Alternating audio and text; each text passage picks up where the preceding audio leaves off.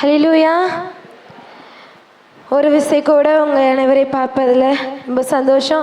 இந்த வாய்ப்பை தந்த ஆண்டவருக்கு நன்றி செலுத்துகிறேன். எனக்கு கொடுத்த வேத பகுதி லூக்கா 23:47. இயேசு, பிதாவே, உம்முடைய கைகளில் என் ஆவியை ஒப்புவிக்கிறேன் என்று மகா சத்தமாய் கூப்பிட்டு சொன்னார். இப்படி சொல்லி ஜீவனை விட்டார். ஏசப்பா சிலுவையில் 7 வார்த்தைகள் பேசுனாங்க. நம்ம எல்லாத்துக்கும் தெரியும். ஒவ்வொரு வார்த்தைகளும் ஒவ்வொரு பூன்னு சொல்லுவாங்க. மன்னிப்பு, அதுக்கப்புறம் தவிப்பு அப்படின்னு சொல்லி 7 பூன்னு சொல்லுவாங்க. லாஸ்டாக ஏசப்பா ஒப்புவித்தாங்க. ஒப்புவிப்பை பற்றி சொல்லியிருந்தாங்க. ஏன் ஏசப்பா முதல் வார்த்தையும் கடைசி வார்த்தையும் பிதாவை நோக்கி கூப்பிட்டாங்க? ஏன்னா ஏசப்பா நம்ம எல்லாத்துக்கும் தெரியும். லூக்கா 2:41 முதல் இருக்கு. ஏசப்பா 12வது வயது இருக்கும்போது பஸ்கா பண்டிகை கொண்டாட எருசலேமுக்கு போகும்போது ஏசப்பா பிதாவோட வீட்டில் தான் இருந்தாங்க. ரிட்டர்ன் ஆகலை. அவங்க பேரண்ட்ஸ் தேடி போகும்போதுமே ஏசப்பா, நீங்கள் 49வது வசனத்தை பார்த்தா தெரியும், ஏன் என்னை தேடினீர்கள் அப்படின்னு சொல்லி ஏசப்பா அவங்க பெற்றோர்களை பார்த்து கேட்பாங்க. ஏசப்பா அவங்க முழுமையா பிதாவுக்கு தான் அவங்கள ஒப்பு கொடுத்தாங்க. ஏன்னா பிதாவுக்கு அடுத்தபடியாக ஏசப்பா இருக்கிறதுனால பிதா தான் தன் வாழ்க்கை அப்படின்னு சொல்லி பிதாவுக்குமே எல்லா ப்ரையாரிட்டிஸுமே கொடுத்து ஏசப்பா வந்துட்டு இருந்தாங்க. நம்ம பார்த்தோன்னா தெரியும், ஃபர்ஸ்ட் வார்த்தை மன்னிப்பு. அது பிதாவே மன்னியும் தான் ஏசப்பா சொன்னாங்க. ஏன் ஃபர்ஸ்ட் அந்த கள்ளர்களுக்காக ஏசப்பா கருணைப்பட்டிருக்கலாம். கருணைப்பட்டுட்டு அடுத்து இவங்களை மன்னியுமே, பிதா மன்னிங்கன்னு சொல்லியிருக்கலாம். ஆனால் ஏசப்பா முதலே பிதாவே இவர்களுக்கு மன்னியும் சொல்லி பிதாவை நோக்கி தான் கூப்பிட்டாங்க. செகண்ட் அந்த கள்ளர்களுக்காக ஏசப்பா மனதுருகுனாங்க. அதுக்கப்புறம் மரியாதையும் யோவானை பார்த்து ஒரு பாசம் அங்கே நடந்துச்சு. ஏன் ஏசப்பா ஃபர்ஸ்டே காட்டியிருக்கலாம்ல. ஆனால் ஏசப்பா பிதாவிடத்தில் கேட்டுட்டதுக்கு அப்புறம் தான் அவங்களுக்கான எல்லா காரியங்களுமே கொண்டு வந்தாங்க. வேதனையாக இருக்கட்டும், தாகமாக இருக்கட்டும், முடிந்தது. ஏசப்பா எல்லாம் சொல்கிறாங்க முடிந்தது. ஏன் ஒப்பு கொடுத்துட்டு முடிச்சிருக்கலாம்ல. ஆனால் ஏசப்பா முடிந்தது, பிதாவே என்ன உம்மோட கரத்தில் நான் ஒப்புவிக்கிறேன் அப்படின்னு சொல்லி ஏசப்பா ஒப்பு கொடுத்தாங்க.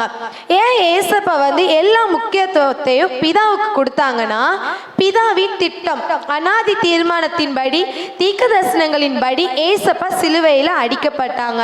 அதுக்கப்புறம் உலக மீட்பு, நம்ம பாவங்கள் எல்லாமே மன்னிக்கப்படணும்னு சொல்லி ஏசப்பா உலக மீட்புக்காக பிதாவோட திட்டத்துக்கு முன் ப்ரையாரிட்டி கொடுத்தாங்க.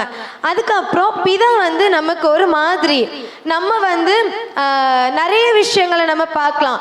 பிதாவை போல தான் நம்மளும் இருக்கணும் அப்படின்னு சொல்கிறாங்க. பட் நம்ம அது எதுவுமே கடைப்பிடிக்கலை.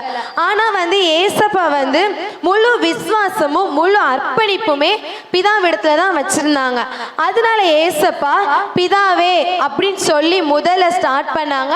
அதே போல் முடிக்கும் போதுமே பிதாவே என் ஆவியை கரங்களை ஒப்படைக்கிறேன் அப்படின்னு சொன்னாங்க. ஏசப்பா 7வது வார்த்தை கூறும்போது அது லூக்கா மட்டும்தான் சொல்லப்பட்டிருக்கிறது. அது பிதாவே அப்படின்னு மத்தேயுல சொல்லியிருக்கு.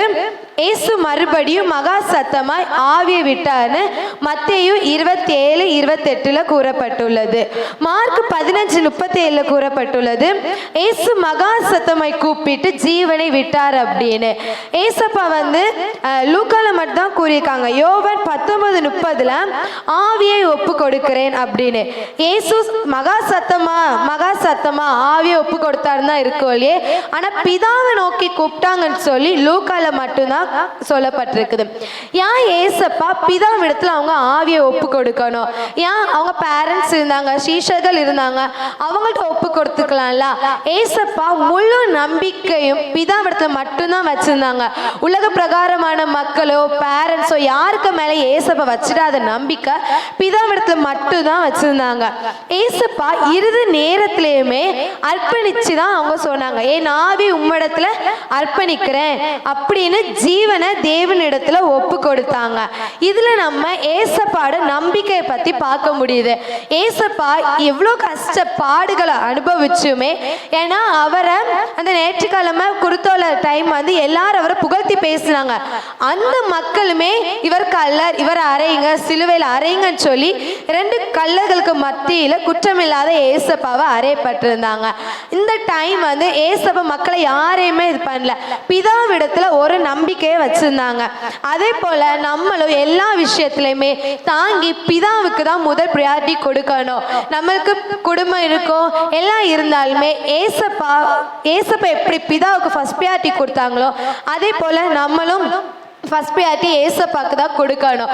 பிதா வந்து ஏசப்பா வந்து பிதா தான் ஏசப்பாக்கு ஜீவனை கொடுத்தாங்க. அதனால ஏசப்பா என்னன்னா அவங்க ஜீவனை பிதாவிடத்திலேயே கொடுத்தாங்க.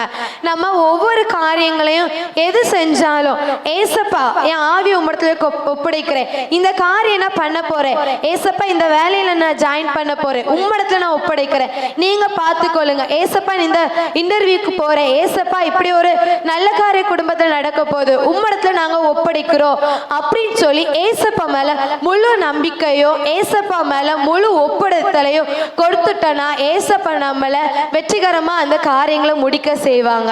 நம்ம எப்பொழுதுமே இந்த விஷயத்தை மட்டும் நம்ம மறக்கவே கூடாது, நம்பிக்கையும் அர்ப்பணிப்போம். ஏசப்பா இடத்துல நம்ம நம்பிக்கையாகவும் அர்ப்பணிச்சு நம்ம ஜீவிதத்தை நடத்தும். கர்த்தர் தாமே நம்ம அனைவரையும் ஆசீர்வதிப்பாராக. ஆமென்.